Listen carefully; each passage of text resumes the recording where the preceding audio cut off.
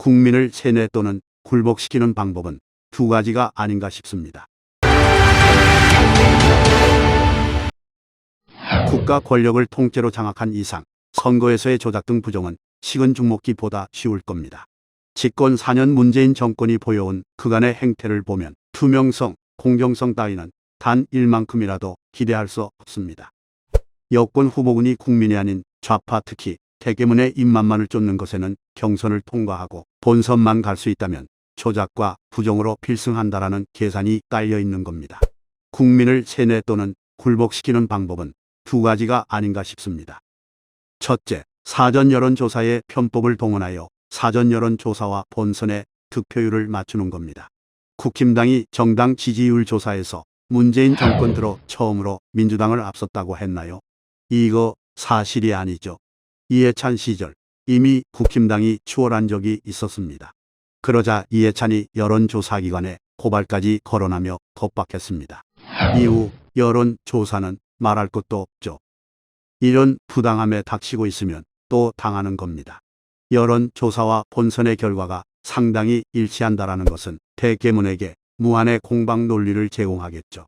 야성을 상실한 국힘당은 4.15 총선 부정과 같은 모양새로 국민의 뜻, 경의 수용 등의 개소리를 하며 조작된 결과에 정당성을 부여할 겁니다. 둘째, 최저 임금이 5% 올랐습니다. 알바 일자리가 사라질 거라고요? 천만에요. 중소제조업이 완전히 사라질 수 있습니다. 아르바이트와는 근본이 다른 일자리입니다. 일부 대기업 전문직, 공무원, 자영업자 정도를 제외하면 대부분이 중소제조업입니다. 그리고 다시 대부분 종사자는 개인이 아닌 가족의 생계를 짊어지고 있습니다. 이게 아르바이트와의 차이점입니다. 특히 지방 중소제조업의 경우엔 거의 100%의 비율로 최저 시급의 임금을 맞추고 있습니다. 이제 중소제조업의 선택지는 대략 세 가지 정도겠죠. 1. 폐업하거나 2. 해외로 이전하거나 3. 혹시라도 인수자가 있다면 팔거나. 특히 3번의 경우로 자체 완제품이나 원천 기술을 가진 업체는 중공이 덥석 물어가서 기술만 빼먹고 버립니다.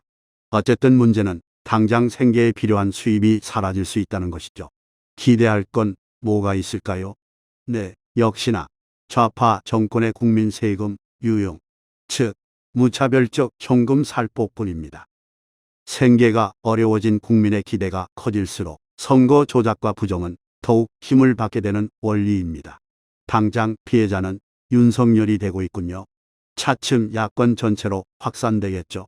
총선 부정에 최소 침묵했고 대체로 협력했으며 일부는 매우 적극적으로 좌파의 면죄부를 발부했습니다.